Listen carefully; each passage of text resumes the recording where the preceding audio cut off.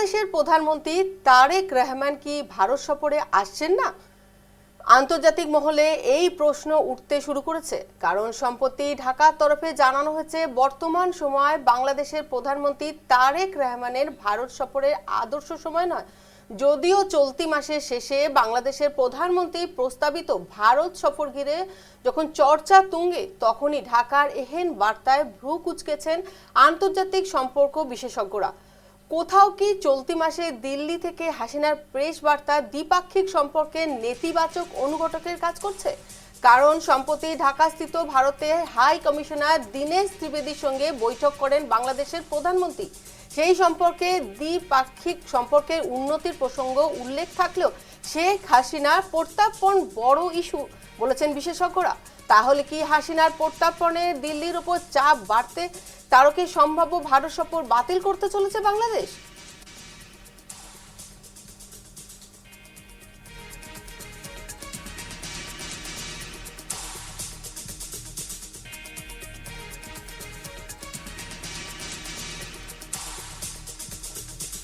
বাংলাদেশের প্রধানমন্ত্রী তারেক রহমান কি ভারত সফরে আসছেন না? আন্তর্জাতিক মহলে এই প্রশ্ন উঠতে শুরু করেছে, কারণ সম্প্রতি ঢাকার তরফে জানানো হয়েছে বর্তমান সময় বাংলাদেশের প্রধানমন্ত্রী তারেক রহমানের ভারত সফরের আদর্শ সময় নয়। যদিও চলতি মাসের শেষে বাংলাদেশের প্রধানমন্ত্রীর প্রস্তাবিত ভারত সফর ঘিরে যখন চর্চা তুঙ্গে, তখনই ঢাকার এহেন বার্তায় ভ্রু কুঁচকেছেন আন্তর্জাতিক সম্পর্ক বিশেষজ্ঞরা। কোথাও কি চলতি মাসে দিল্লি থেকে হাসিনার প্রেস বার্তা দ্বিপাক্ষিক সম্পর্ক নেতিবাচক অনুঘটকের কাজ করছে? কারণ সম্প্রতি ঢাকাস্থিত ভারতের হাই কমিশনার দীনেশ ত্রিবেদীর সঙ্গে বৈঠক করেন বাংলাদেশের প্রধানমন্ত্রী।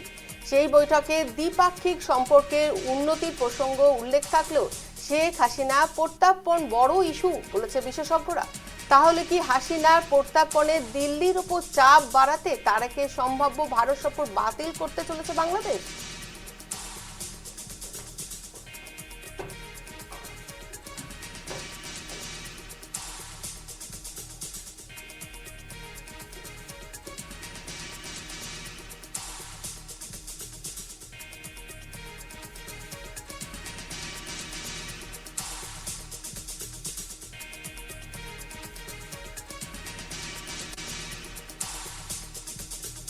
বাংলাদেশের প্রধানমন্ত্রী তারেক রহমান কি ভারত সফরে আসছেন না? আন্তর্জাতিক মহলে এই প্রশ্ন উঠতে শুরু করেছে, কারণ সম্প্রতি ঢাকার তরফে জানানো হয়েছে বর্তমান সময় বাংলাদেশের প্রধানমন্ত্রী তারেক রহমানের ভারত সফর আদর্শ সময় নয়। যদিও চলতি মাসের শেষে বাংলাদেশের প্রধানমন্ত্রীর প্রস্তাবিত ভারত সফর ঘিরে যখন চর্চা তুঙ্গে, তখনই ঢাকার এহেন বার্তায় ভ্রু কুঁচকেছেন আন্তর্জাতিক সম্পর্ক বিশেষজ্ঞরা। কোথাও কি চলতি মাসে দিল্লি থেকে হাসিনার প্রেস বার্তা দ্বিপাক্ষিক সম্পর্কে নেতিবাচক অনুঘটকের কাজ করেছে? কারণ সম্প্রতি ঢাকাস্থিত ভারতের হাই কমিশনার দীনেশ ত্রিবেদীর সঙ্গে বৈঠক করেন বাংলাদেশের প্রধানমন্ত্রী। সেই বৈঠকে দ্বিপাক্ষিক সম্পর্কের উন্নতির প্রসঙ্গ উল্লেখ থাকলেও শেখ হাসিনার প্রত্যার্পণ বড় ইস্যু বলেছে বিশেষজ্ঞরা।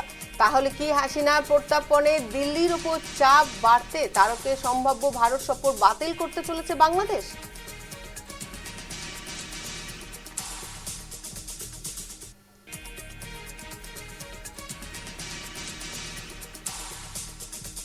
ও assistant news editor Joydeep Sen রয়েছে ফোনে, তার থেকে আমরা জেনে নেব এই মুহূর্তের গুরুত্বপূর্ণ খবর। দেখো Piyali, ministry of foreign affairs Bangladesh অর্থাৎ বাংলাদেশের বিদেশ মন্ত্রক কালকে একটা বিবৃতি জারি করেছে। যে বিবৃতিতে লেখা আছে, তার আগে বলে দেওয়া ভালো যে ফেব্রুয়ারি মাসে প্রধানমন্ত্রী হিসাবে তারেক রহমান শপথ গ্রহণের পরই নয়াদিল্লি থেকে আমন্ত্রণ গেছিল তারেক রহমানকে ভারতে আমন্ত্রণের জন্য। গত আগামী 2 মাস অর্থাৎ সেপ্টেম্বর এবং অক্টোবর মিলিয়ে ভারতে দুটো বড় আন্তর্জাতিক মানের সম্মেলন হচ্ছে। একটা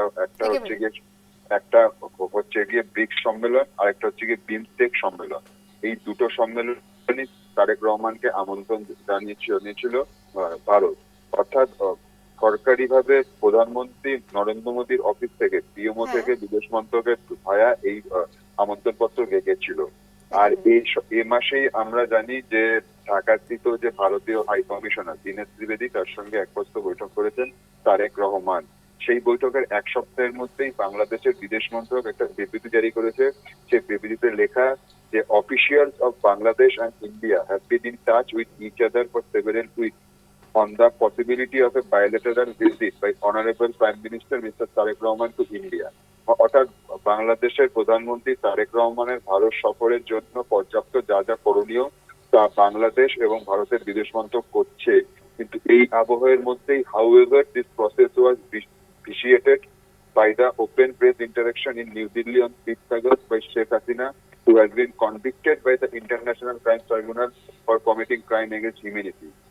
তারপর যেটা লেখা আছে, যদিও চলতি মাসের 5 তারিখ বাংলাদেশে মৃত্যু সাজাপ্রাপ্ত আসামি প্রাক্তন প্রধানমন্ত্রী শেখ হাসিনা একেবারে দিল্লিতে একটি সাংবাদিক বৈঠক করেন, সেই সাংবাদিক বৈঠকের পর থেকেই পরিস্থিতি প্রতিকূল হয়েছে। অর্থাৎ ভারতকে এখন ভাবতে হবে যে শেখ হাসিনাকে বাংলাদেশের হাতে তুলে দিয়ে প্রধানমন্ত্রী তারেক রহমানের ভারত সফরের পথ প্রশস্ত করবে না শেখ হাসিনাকে নয়াদিল্লিতেই কোথাও গোপন ডেরায় রেখে দেওয়া হবে। অর্থাৎ এর থেকে আমরা বুঝতে পারছি যে কোনোভাবে বাংলাদেশের প্রধানমন্ত্রী তারেক রহমানের ভারত সফরের যে একটা পরিবেশ তৈরি হয়েছিল সেই পরিবেশটা ক্রমশই ঘোলাটে হচ্ছে। পিয়ালি একেবারে জয়দীপ, ধন্যবাদ তোমাকে, আমাদের সঙ্গে থাকো।